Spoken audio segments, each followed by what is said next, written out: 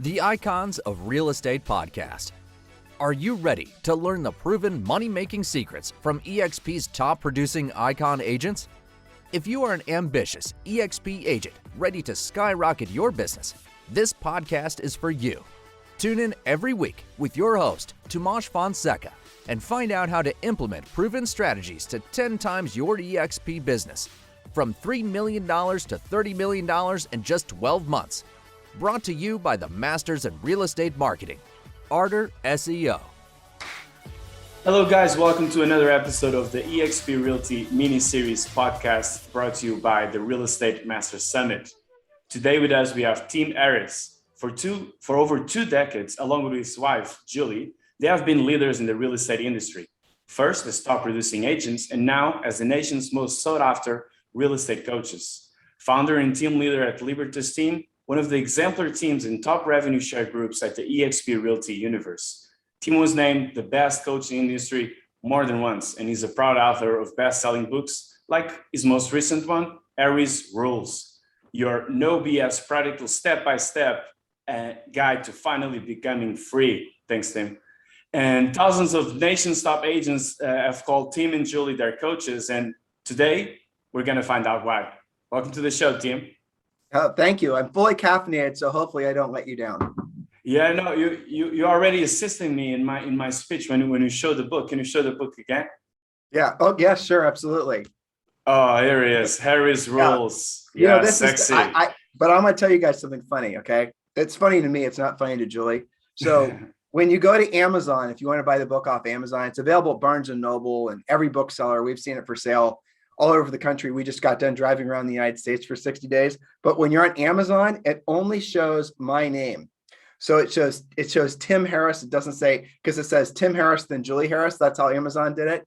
But the truth is Julie wrote like 98% of this. So what I did contribute were the chapter topic names and the cover design. Other than that, she did it all. And then when you look on Amazon, it looks like, unless you click it, that she's not even part of it. So anyway, I think that's Amazon. It's funny. We'll make sure to give the proper shout out to Julie. I just did. I always do. Yeah. We do know her value. Yeah. Well, this book is 500 5-star reviews. I was told by our publisher that it's tracking to be at present, maybe the second or third all-time best-selling book for real estate agents, which, just putting this into, there's not that many books that were written specifically for real estate agents on how to build their businesses. There's the Gary Keller book from the 90s, and there's some others.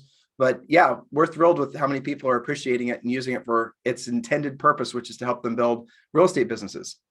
Nice. And let's see in this episode what the value of this book has to bring to us. But first, usually on the podcast, we start with the real estate journey. So Tim, do tell us your journey and please spare no details. Okay. So first of all, I just want to say I secretly hate you, Tomas. Can I tell you why? Okay. We're starting off well. Tell me. I might tell you why. So we live in Puerto Rico, and this is what I've discovered. No, I speak a little bit of Spanish, but your English is so beautiful and elegant. And you speak, I don't know, but I'm going to guess you probably speak another language in addition to Portuguese and English, right? Yeah, I also speak Spanish. Yeah. See how dumb I am? So every time I run into somebody like you from Europe, you're speaking multiple languages and you speak them so well. I just feel so ignorant. So that's why it's a secret loathing I have for people that are so much more talented and gifted with languages than me. So to our real estate journey. So my wife and I have been married for 30 years this year. We got married when we were 20 and 21. We bought our first house when we were 22 and 23, our first investment property. And we got into real estate soon thereafter. Our first year in the business, we sold over 100 homes, 103 homes, which had never been done before. Never, from what I understand, it's never been done since. And it was 100 individual homes. It wasn't because we listed a subdivision or, we weren't born on third and acting like we hit a homer in any way. These were just ordinary, one transaction at a time. And since after that, we sold 100 and 200 homes per year for almost 10 years.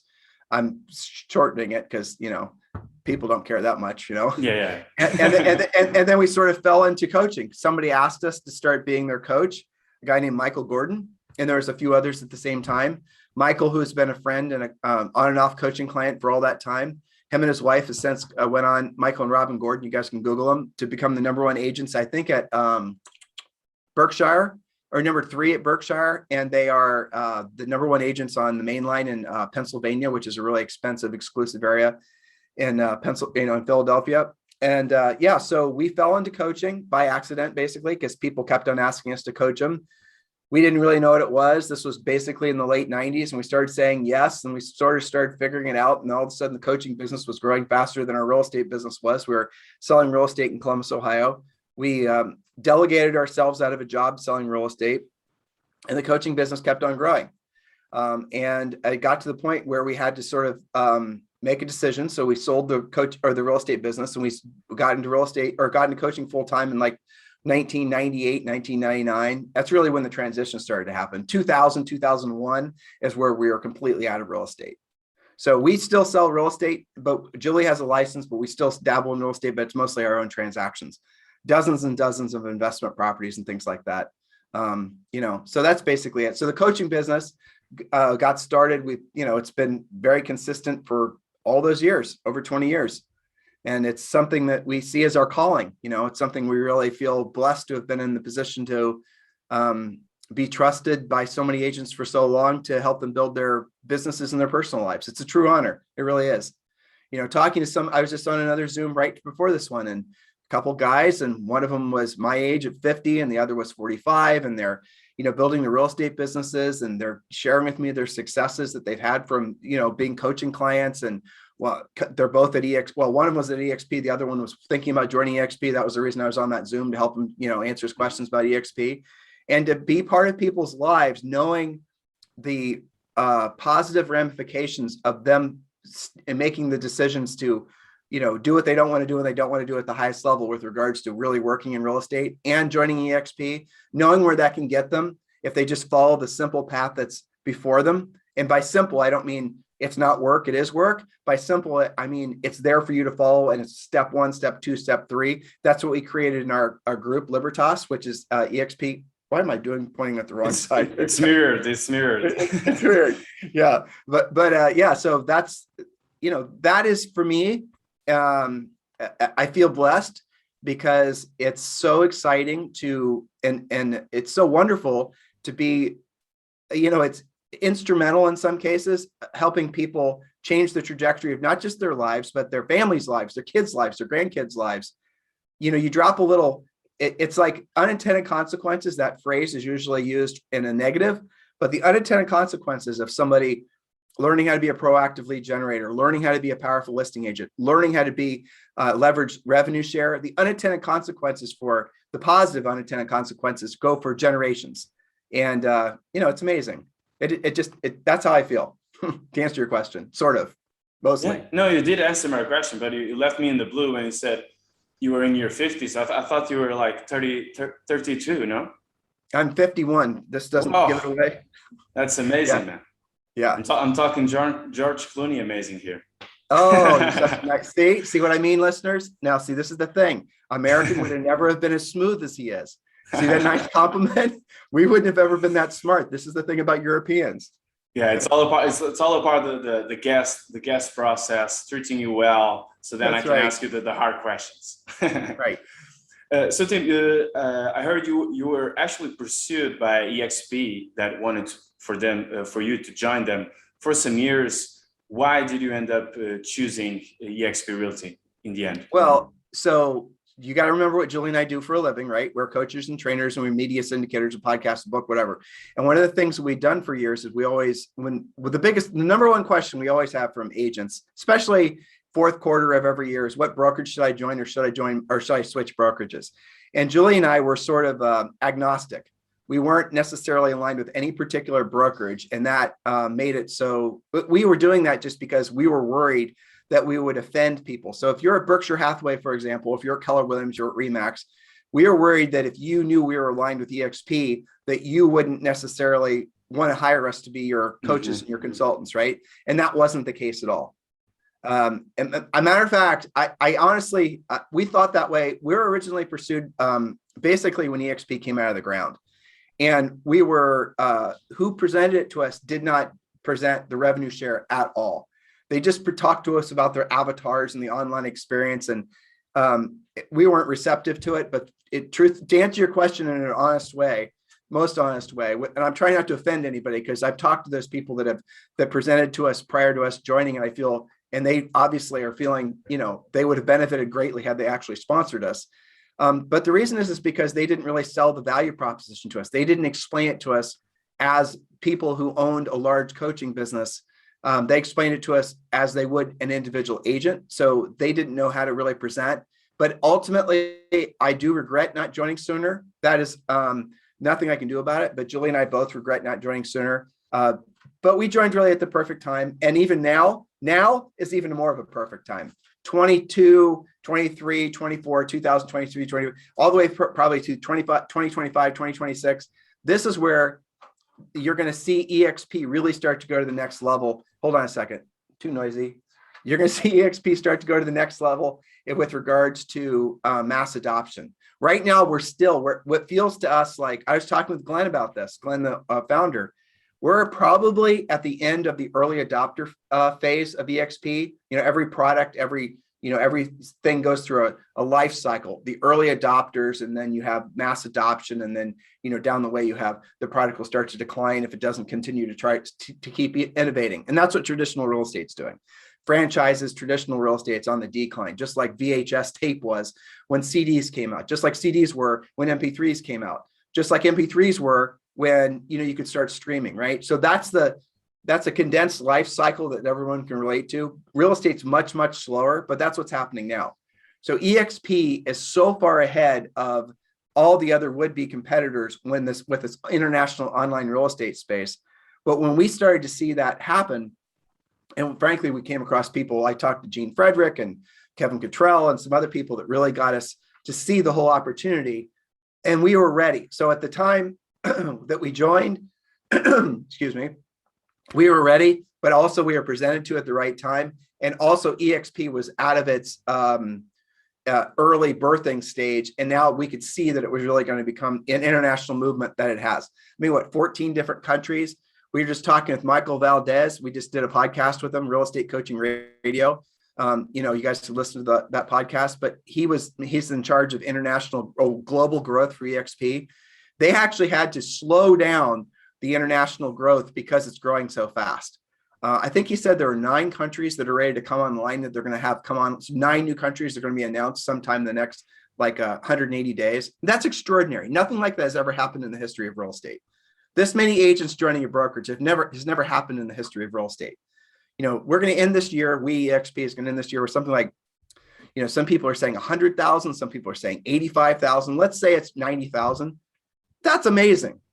That many agents internationally, and certainly in the United States, who are all seeing what EXP offers. It's I've never seen anything like it. Other than there's never been anything. Things don't grow this fast that are not online companies, right? Online companies grow like this.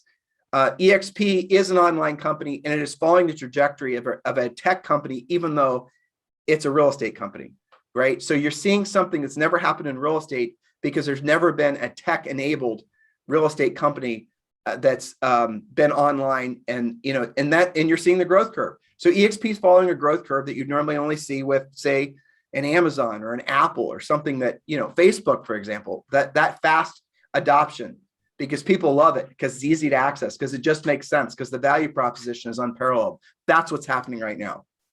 Yeah, it's the undeniable evolution, and it's really new ground, as you said.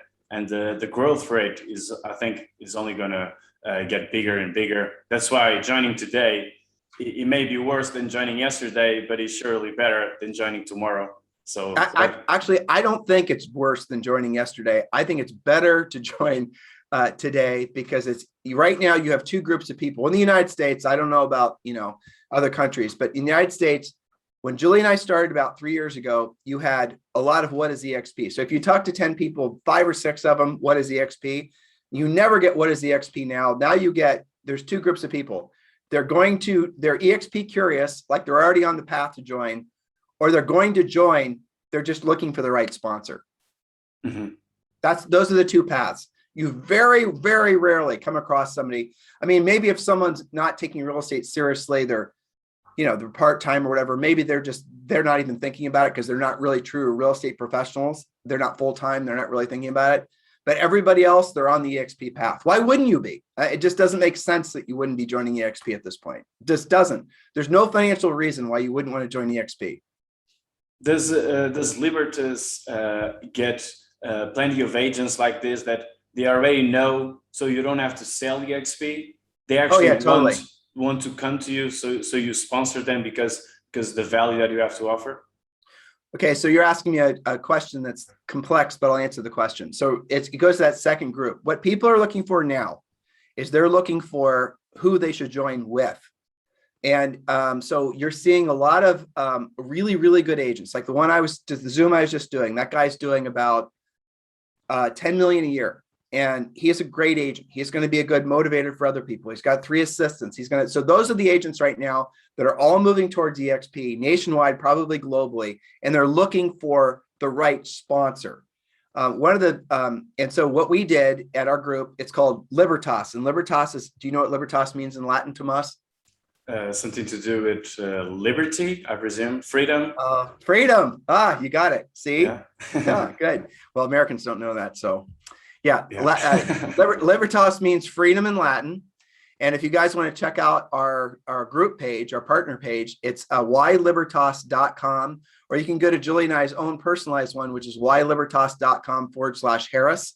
Everybody in our Libertas group they can share their own personalized page, like yours, Tomas, would be whylibertas.com/Tomas. So you can look to see, go to Why Libertas, and you can see all the value propositions that our group offers when you join with us. EXP itself has an incredibly compelling reason. EXP by itself, the values that you have there to join EXP as an agent are unbelievable. But chances are you're joining EXP because you want to leverage all the aspects, all the benefits of EXP, revenue share, and all these other things. And so that's the reason you're probably going to want to join with Libertas, because we're going to help you build and reinforce you building revenue share. And you can go to whylibertas.com/Harris, and you can see all the benefits of joining with our group, Libertas. And I did not name it after Julie and I, or any of the other people that were some of the original, Sean Kokoska, Colette, and there's other people that were founding members, people that were in our orbit that joined with us. We sponsored 43 people our first 30 days at EXP. Those were all people that were sort of founding members of Libertas, but we didn't want to name it after a person, because Libertas does mean freedom in Latin. And really what our goal is to have everyone who joins with us is a partner at Libertas. They're a partner at EXP in the literal sense. You become a shareholder at EXP. And so we wanted to give it a name that you could say, I'm an owner, or I'm a partner at Libertas, because you are. And when people join with us, they don't have to figure out how to do anything. We have our own onboarding team. We have our own, we'll help you recruit, we'll help you sponsor. We have presentations, we have scripts, we have weekly meetings, we have lunch and learns that you can plug your people into that are interested in joining EXP, 5 of those a week. We have 3 coaching programs you have access to for free, because we attract a lot of top level coaches, which was our original premise with Libertas. So you can plug yourself in as an individual agent, or a larger team, or a brokerage, or you're someone like Julie and I, you're operating on the enterprise level as a coach or whatnot. You can plug yourself in and you don't have to recreate anything. Normally, if you join EXP and you want to actually make the most of revenue share, you're going to have to create everything. There's nothing that EXP offers that's designed just to say, well, they'll give you the basic tools for recruiting, but if you want to recruit at a high level, you're going to need to replicate what we already did. Why would you want to do that, considering it's already done? It's been tested. We're sponsoring agents, individual agents, obviously new agents, experienced agents, big teams, big brokerages, medium brokerages, enterprise people that are, coaches and whatnot. And they're attracted to us because they can see the success. Well, really what they're seeing is the other people that are joining with Libertas that are also that they can relate to, people of similar production, similar age, similar, all that good stuff. And it's exciting. It's amazing. But, it's funny though, as I sit here and I think how much work Julie and I put in to building our coaching business versus the effort it takes to build Libertas. There's no comparison. This is like 3% of the effort. And yet this is growing so much faster than any coaching business I know of. It's because the EXP model is so damn compelling. That's why.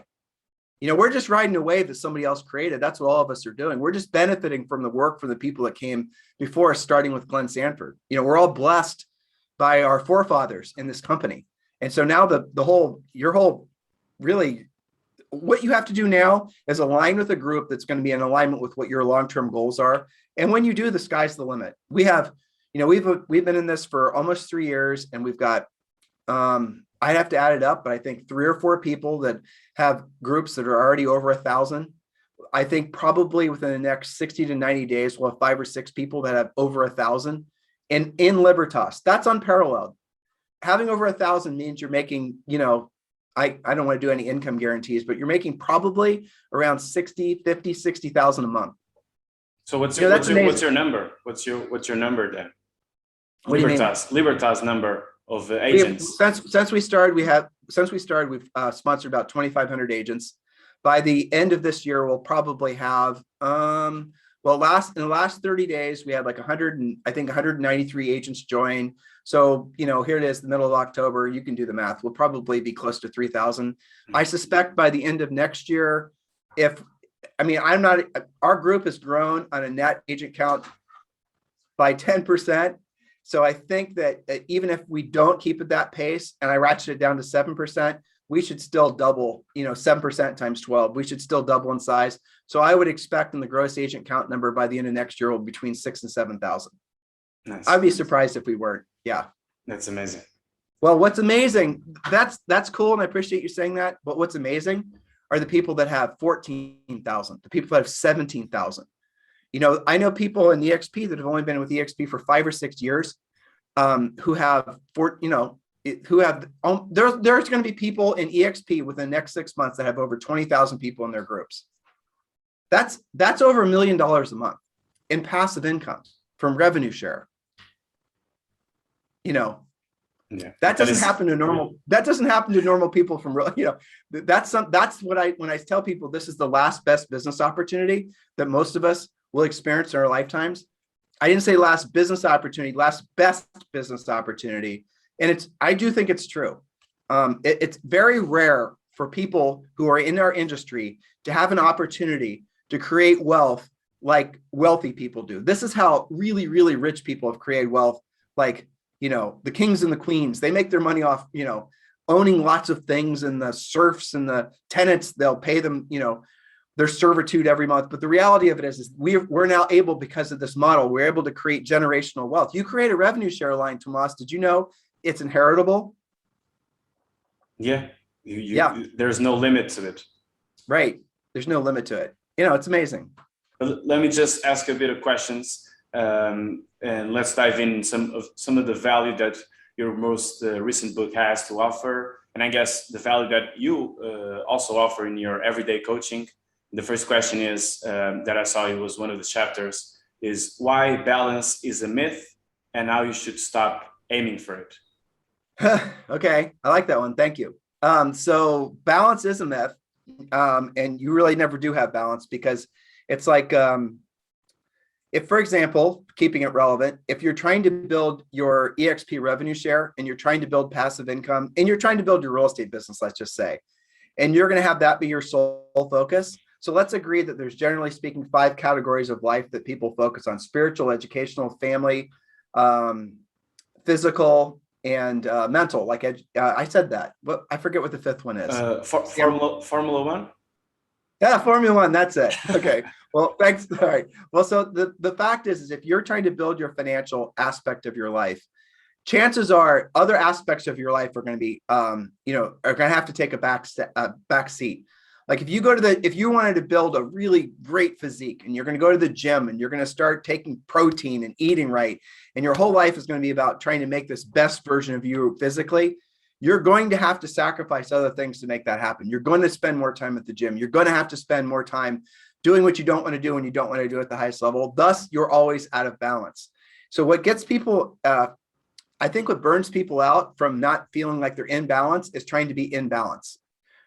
You can't, like at your age, frankly, you shouldn't be even, the word balance shouldn't even be entering into your vocabulary ever, because you're going to regret it when you're my age. Because when you're in your age, at your age, you should be focusing, I'm putting my coaching hat on for a second, so forgive me, but you should be focusing all your best energies on wealth building and maybe getting, married and all the rest of it. But, that aside, You should focus on wealth building, focusing on building real skills, focusing on acquiring assets, focusing on creating a financial future for yourself that the future version of you will be singing the praises of the current version of you for having done the real work. Most people don't operate like that. Most people are operating thinking maybe 60 to 90 days ahead. It's the reason the average American only has $400 saved. So, and people who worry about balance, and, you know, when you go to Barnes and Noble or any bookstore, you look at all the books on balance, there's just droves of them. It's all a myth. You can't have balance in life. So stop trying to have balance in life. You can choose to be really, you know, like, for example, getting back to making this relevant to finances. Let's say, for example, you don't want to lose your health and you don't want to lose your family and you don't want to lose your spirituality while you're trying to build your business, right? One of the things we'll coach agents to do is they go to their family and they set goals with the family, with the kids, with the partner, the spouse. And they actually say, this is what we're going to agree to. You know, mommy or daddy has to list and sell this many houses. And in exchange for that, in 12 months, we get to go to Disney World or, you know, whatever it is, right? So set familial goals together. And that way, if you're having to miss Susie's 13th ballet practice because you're on a listing appointment, Susie's going to remember it's because daddy or mommy are doing it for the sake of the betterment of the family. So what screws people up is when they sort of abandon their other obligations in pursuit of trying to, real estate and to build their real estate businesses. They're not bringing everybody in and treating the business that they're creating like a family business. And so one of the things we have people do, and it's very simple, is just create like a thermometer, right? And put it on the refrigerator, put it on some public place in the house.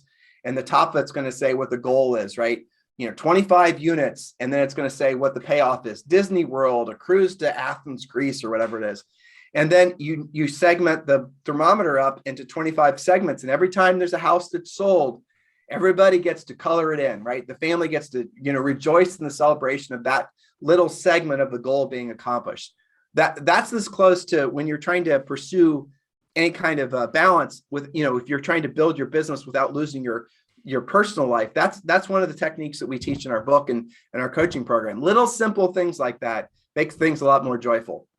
That makes sense? Good. That makes perfect sense. And I hope our audience is paying as much attention as I am, because this is free coaching, everyone. Like, you better be taking notes. And this is, man, amazing technique that I bet everyone that you say this to even applies this. Do you apply this yourself? You have a daughter, right? Oh, yeah. We have an 8-year-old. And yes, we do. Julie and I both do. Matter of fact, right over my computer are our goals, and we do them in three segments. Business, we have several businesses, but the first one's personal, and the other categories are business. And yes, Julie and I, we're crazy goal setters. Well, it's because it works. Otherwise, you're just, if you don't set, like, I'll tell you, the biggest problem people have with goals is they think too small. They make their goals too small. So like, if you're setting a goal that you know instantly how to accomplish, you're not thinking big enough. Think about that. I just had that thought about 30 days ago. I think it's really true. So if Julie and I are setting a goal for ourselves that I instantly know how to accomplish, and if I know exactly what to do, all I'm doing is I'm just taking the next natural step. I'm not thinking big enough. I don't want to think like Elon Musk, right? He wanted to create a rocket ship that went up. Okay, that's what rocket ships do, but also came back down so they could reuse it. Never been done before. He didn't know how to do it. The physics to do it, the science to create it hadn't been created. He did it himself, his team. That's thinking big. So if there's a mortal sin of goal setting, it's not thinking big enough. It's underestimating our potentials. And everyone does it. It's from lack of exposure, and that's one of the huge income earners revenue share earners at EXP. Some of these guys 5 or 6 years ago, they weren't anywhere near the financial trajectory they are now. Some of them are buying yachts, and some of them are, they're living these. And now to stay on that trajectory, you have to expose yourself to people that think even bigger. You want to be reading books. If you're living like where Julie and I are from, Columbus, Ohio, you don't necessarily trip over people that think really big. So you're going to have to expose yourself to podcasts, right? Or read books. But the best trick is to travel. Go to places where other people are that are maybe the same age as you. Like, I remember the first time Julie and I went out to Southern California, and we were around people that were our age, and there were so much more in abundance that we were, just because they were living in an environment that was so much more conducive to building your business than when we were in Columbus. Yeah. Yeah, and you got to go to those places even to find yourself, find your path, and see how you can set your goals way higher than you can. And as I said, I think it's very funny. A goal that you can do, I would call it a task. I would call it a task. I like that. That's good. Yeah. That's really good, actually. Yeah, you can. I'm gonna write that down. Yeah, you can use that. Write that down. You can use that copywriting. That's okay. Did you just think of that, Tomas? Yeah. Actually, it's not the first time that a guest does this to something that I say. So I'm going to pursue my career of copywriter soon, maybe. Yeah, well, not that one, because now you just put it out there and you didn't copyright it fast enough. So now it's everybody's. Yeah, that's okay. The other one that I said was benchmark until you are benchmarked. And yeah, and that I don't think that translates to English. I have no idea what you're saying. No, benchmarking. It's like you're I got that part. I don't get the second part. So benchmark until you are benchmarked, until someone benchmarks you. You know. No, that one doesn't work. Maybe in Portuguese. No, it works.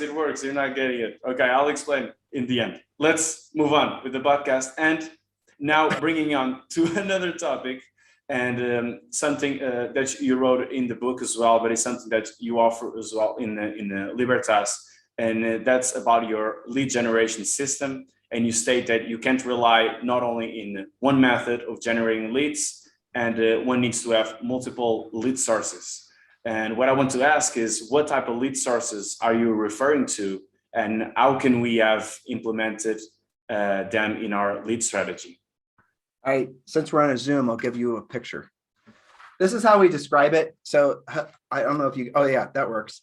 So yeah, this is, okay, hold on, let me drop my pen here. So this is where is it? There it is. So this is obviously a circle with a, I want you to think of this as a bicycle wheel, an old-fashioned bicycle wheel. I'm screwing up my green screen. All right, and that's the hub.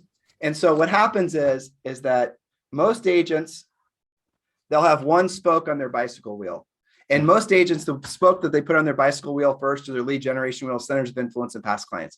Why? Because it's easiest. There's no rejection. Doesn't take a lot of skill. Your mom's going to list her house with you anyway. Your neighbor's going to list with you anyway. The person you sit next to in church is going to list with you anyway.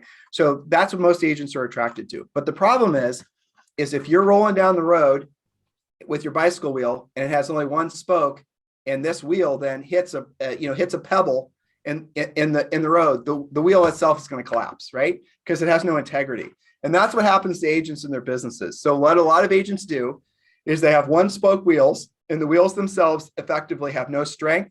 And then as soon as they hit any kind of adversity, the whole business collapses, just like the wheel would collapse. So what we suggest they do is they start with proactive lead generation spokes first, and then add the passive lead generation spokes down the road if maybe they don't do it at all, actually.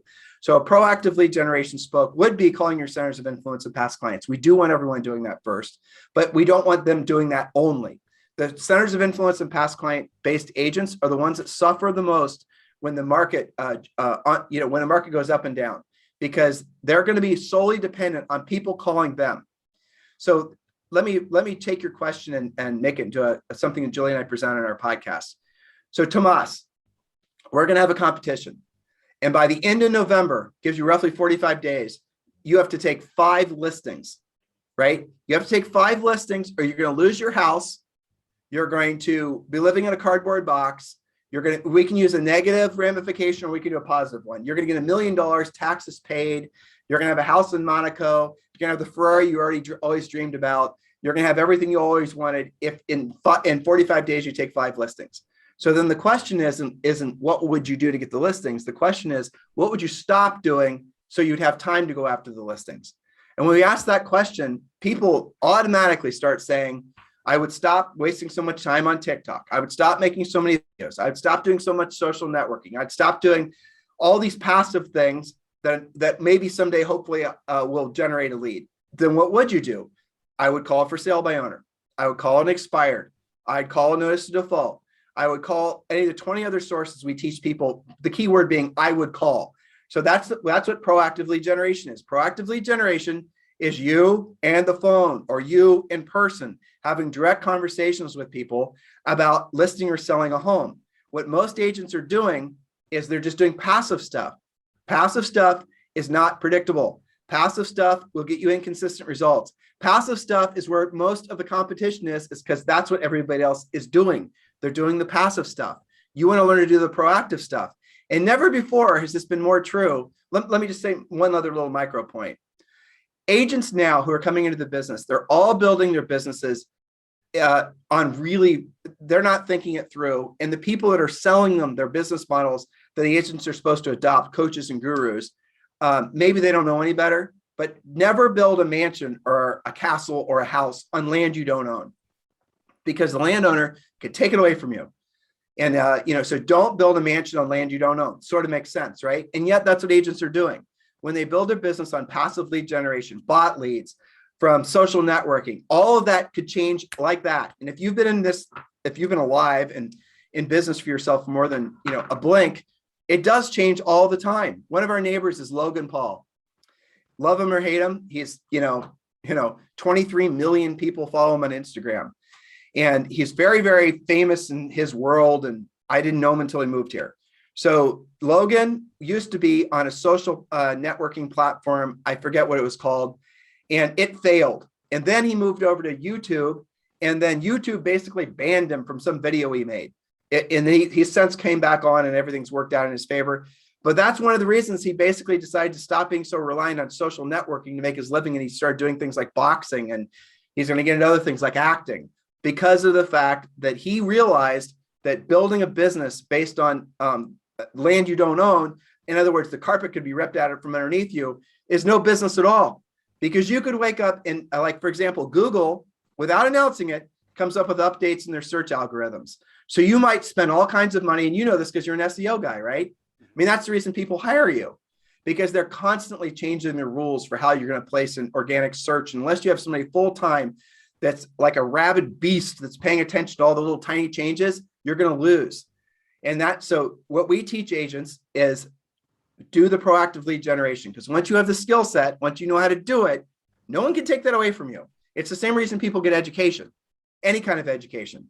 You could be, you could have education and you could start again. You could, once you know how to proactively generate your own leads and you know how to actually present, negotiate, you know how to actually be a successful listing agent, I could drop you in any place in the United States and maybe even the world, and you're going to be able to replicate your business. If your business is predicated on buying business, you will not have that same advantage because, again, it's oversaturated. I'm sort of pivoting, but this is the other thing happens with bot business, is that because it requires no skill to give your credit card number over to somebody to buy business, everybody does it. Because there's, other than Julie and I, because there's nobody else that's telling or suggesting to agents that they don't build their business based on buying business. They don't build their business based on the idea that branding is going to win the game or building a big team is the way to go. They build their business based on the understanding that profit is their product. The point of being a business is to make a profit, and a profit should be in real estate. You should be able to make 75 to 85% net profit if you're running your real estate business the correct way. But what do most brokers in the United States do? They make less than 3%. Most of them make around 2%. I bet you most of them right now, because of falling by your agent commissions, are making less than 1%. Teams are basically following the same, negative financial trajectory as brokerages do for the exact same reasons. Buying leads results in you being beholden. Learning how to be a proactive lead generator results in you being in control. It results in you actually having a net profit. And with that profit, you can invest in things that make you income. And with that income, you basically can start creating wealth for yourself. How many agents do that? Virtually none. Why? Because they're only being taught to buy business. They're being taught to build teams. They're being taught to do things that result in oftentimes no profit whatsoever. Does this make sense to us? Yeah, it makes perfect sense. And the Logan Paul story as well, because people take for granted these sort of platforms. And I do remember the social media he collapsed. It was Vine. Vine, yeah. Vine.com. It was quite famous for like what, three to 4 years. And yeah, I do remember him being one of the faces of it. And now nobody vines. And yeah, he had a thing with YouTube. And you were aware that last week, Facebook and Instagram, or this week, I don't even know, Facebook and Instagram were down and WhatsApp were down for a full day. Yeah, it was nice. Imagine It was all a good those day. agents. It was a Yeah. good day. Yeah. Imagine all those agents that rely on social media marketing for 100% of their leads. They'll be like, oh, Yep. what about, is that a holiday for you then? You know, and But this can happen anytime. 100%. But look at, for example, Zillow, right? When Zillow started selling leads to agents, we had coaching clients and we were suggesting coaching clients buy leads from them. Now, I know I just said what I said, but let's frame this out. In 2007, 2008, when they started selling leads, it was amazing because you were the only agent. It wasn't being oversaturated. I had a lot of agents that were getting started being listing agents that were starting to pick up momentum from getting great buyer leads. And then what happened? Zillow oversaturated it. You're not buying a lead that's exclusive to you. It's being sold to a bunch of different people. The lead quality went down because Zillow now is having to compete with a bunch of different companies that are also doing online lead generation for the sake of margining those leads and selling them back to agents. And that whole business model became oversaturated. Thus the reason that they pivoted and now they're in the iBuyer space. And so, but there's agents that are still stuck that have only been in the business since 2007, 2008, 2009. And that's a seasoned agent, but they've never learned how to be proactive lead generators. You know, if I were to tell an agent, like Julie and I don't even know how many agents we've presented in front of this year. I don't even know. In person, thousands. And in a room, if I were to say, pick up the phone right now, I have a list of the 10 local expireds that came up today. I'm going to tell you what to say and how to say it. And the least one of these expireds when it's Selby, we work to you, and depending where we are, like we did this in Southern California, would be like 25 grand. And how many of you know how to do it right now? Pick up the phone. And maybe one person would raise their hand. The other people have never been trained how to do it. Matter of fact, not only have they never been trained how to do it, but they actually are there. They'll make excuses not to do it. Everyone's doing it. Not everyone's doing it. Nobody's doing it because everybody gets into real estate. They're buying leads because it's easier. The perception is there's no rejection. There's no skill set necessary. But those are the same agents that are failing out of the business. You have to build your business based on proactive lead generation. I'll give you for example, Chuck Williamson, he's in North Carolina. I'm trying to remember the city. Anyway, doesn't matter. So far this year, he sold 180 houses. He makes millions of dollars per year. He has got like 1.5 assistants. He's got a TC and someone that pounds his signs. He's a proactive lead generator. He makes, I'm going to guess, probably close to 90% net profit. He is a multi-millionaire. One of the Wilson, North Carolina. And he is someone you've never heard of before. He's one of the wealthiest agents in the United States, but you never heard of him before. What happens is, in your age, Tomas, my age, you have to make a decision. Do you want to be rich or do you want to be famous? So real estate agents, if you're getting in this business now, or if you're being seduced by the idea that you have to be an influencer, please listen to what I'm saying. When you're Tomas's age, you're going to probably say, well, I understand the benefit of being rich, but for now I want to be famous. And you don't, even if he doesn't say that, you look to see what people do. They spend their money trying to be famous.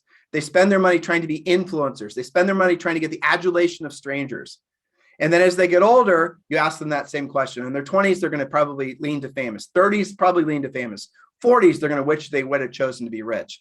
Because if you cannot choose both, choose rich. Because the future version of you is going to want to have Libertas, which is financial freedom, that the present version of you, especially if you're younger, you don't realize that's where you're going to get to. You can't eat fame, you can't eat influence. And all those TikTok videos and those YouTube things and wanting to have a brand, all that stuff is great. But do that after you've learned how to be a proactive lead generator, like Chuck. Never heard of Chuck. Chuck is going to be he already is. He's a little bit younger than me. And he's been doing it for a long time. And he's accumulated, I don't even know how many rental properties. He's got more than we do. He's an EXP too, And again, there's people like that who've chosen to be rich.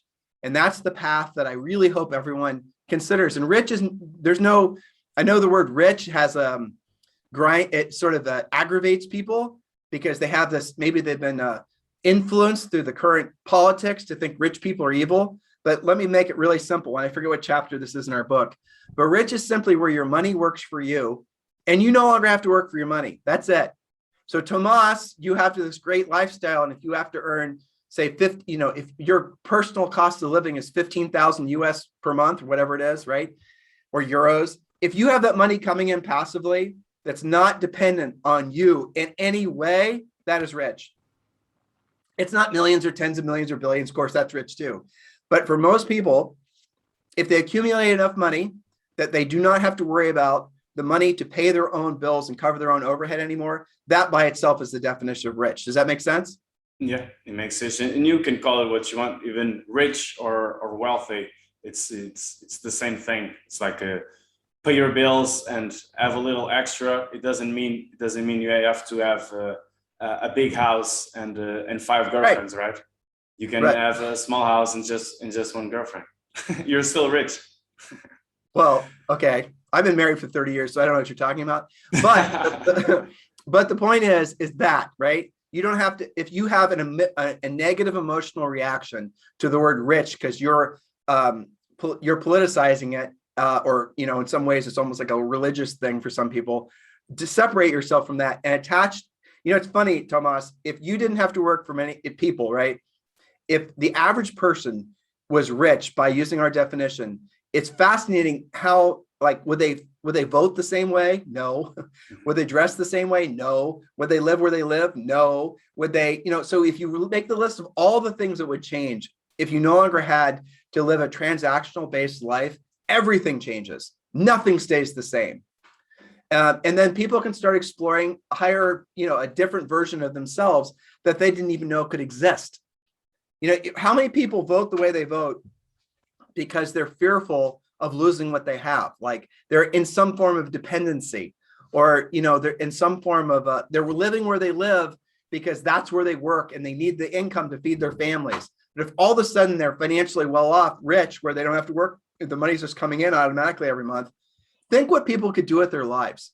It's almost like utopia, and it really is. It's an individualized utopia to get to the point where you basically have financial freedom, where you have libertas. Does that make sense? Yeah, I really like your style, Tim. Very, very proactive. And I think if I would ever have a real estate coach, I think that would be you and Julie. I hope that you take that with your heart, because I really mean it. If I could say thank you in Portuguese, I would.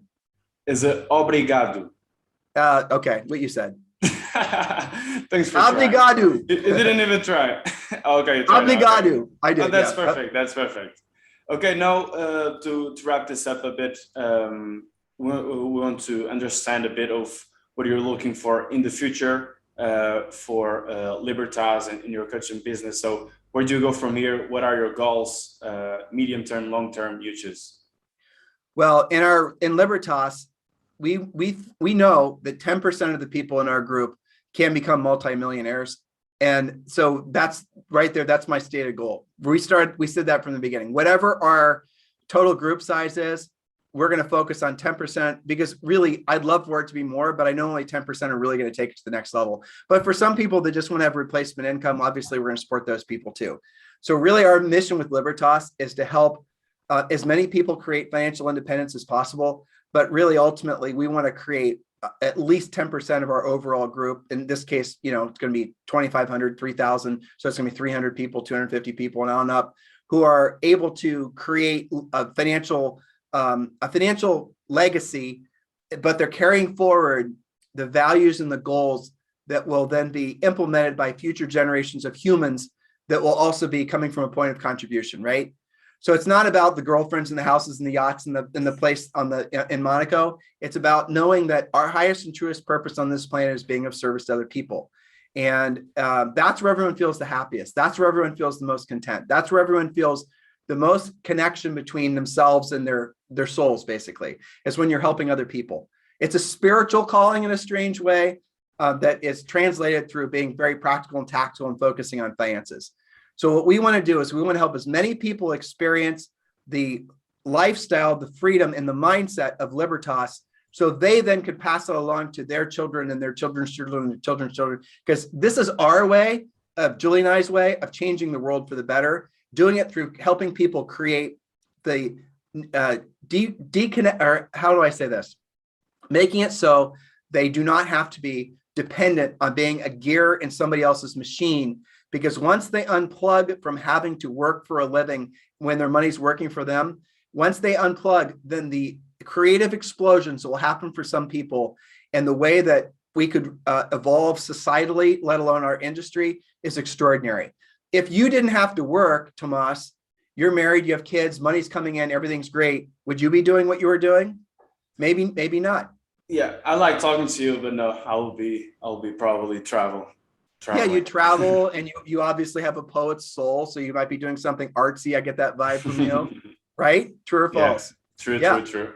So because you don't do that now, because you have to earn money, you have to take care of, right? You have responsibilities. If those responsibilities are taken care of, you could become the next Chagall, right? You could become the next, you don't know, but we don't have those opportunities because we are born with nothing, all of us, unless you aren't, right? But vast majority of us, we have to create our own financial futures, and we, along the way, pick up obligations in the form of families and businesses and all the rest of it. So our obligations get bigger and bigger. But if you could just wipe those obligations free, in a sense that you're taking care of all of them, what do you do with the rest of your life? Some people start new businesses. Some people write books. Who knows, right? It's like I said, it is a form of individualized utopia. Whereas most people are building their lives thinking their futures are going to be dystopia, right? Most people don't realize that tomorrow, and historically speaking, is going to be vastly better than today. There's virtually zero chance that what's going to come for the next millennia for humanity is not going to be 1,000 times better, 1,000,000,000 times better, especially with the evolution of technology and the singularity. If you read Ray Kurzweil and the rest of it, what's coming in the next 20 to 50 years is going to create so much incredible opportunity, but it's up to you to be willing to step outside of the paradigm that you find yourself in and embrace what's available to you in this, conversation. Obviously, we're talking about real estate, but we're talking about primarily EXP. Yeah, and EXP can also say we're talking about a bit of life here. Everything is welcome here on the episode. We talked a bit of everything, even politics. but yeah, and now really to wrap this up is the final question. Is a bit of a coaching question as well, so I think you're going to like it. Is in what areas do you feel you need to improve, and what are you doing about it? I'm very impatient, and I'm doing nothing about it, and I'm not going to do anything about it. That's the truth. I'm very impatient, and it's I know it's a character flaw, but I have learned intellectually that everything worth having in life takes, usually for me, about 5 times longer and takes 5 times the effort, 3 to 5 times than I think it would. And everything's like that. And I'm impatient and I'm intolerant of it, but I don't want to change. That's fair enough. I think we never got an answer like that, but that's honest, and we gotta applaud that as well. So Tim, to finish this up, how can our audience reach you? Well, you have an international audience, so probably if you're local, if you're in the United States, you can go to timandjulieharris.com. You can learn more about our coaching programs there. Our podcast is the #1 listened to daily podcast for real estate agents in at least the United States, and that's called Real Estate Coaching Radio. You can obviously buy our book. I'll give out my cell phone number, 512, text, don't call. I will not answer if you call, do text. 512-758-0206, 512-758-0206. If you're looking for a sponsored EXP that's obviously going to be very proactive in your success at EXP, and you haven't chosen somebody else, we would consider an honor to basically be your sponsored EXP. And you can text me directly, 512-758-0206. Text, don't call. I'm always on Zoom. Text, don't call. Yeah, I probably had 6 texts during this podcast. Yeah. And that's it, Tim. We're done here. Thank you so much for this valuable episode. I loved chatting with you. I know our audience loved as well, if they reached this far. And yeah, I want to say thank you again, and have a good one. You too.